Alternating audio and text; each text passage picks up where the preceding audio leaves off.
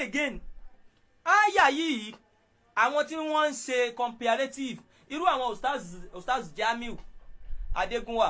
Labaika the Christ àyà tó support ń tán ṣe ní àyà yìí àwọn náà wọ́n lè gba bí ìwọlé pé n táwa náà ń ṣe comparative pé ó yá ẹ̀yin tá a fún ní yá ahlal kitabi o ẹ̀yin tá a fún tíra ta'ala ẹ má bọ̀ wá ila kalimatin sawa'in baynana wa baynakum ẹ jẹ́ àjọ sọ̀rọ̀ tó máa dọ́gba láàrin irú àwọn ìtàwọn ustaz Jamiu ń ṣe yẹn yes ó ní ọ̀nà ó ní ẹ̀rí nú ó lẹ́rìí ibi àwọn náà lè gba bí ìwọlé pé ẹ̀yin tá a fún tí ọ̀yá ẹ̀yin náà wá ọ̀yá ìwọ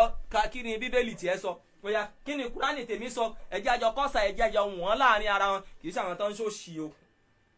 kì í ṣe àwọn dìde tó ń ṣòṣì bí ẹran.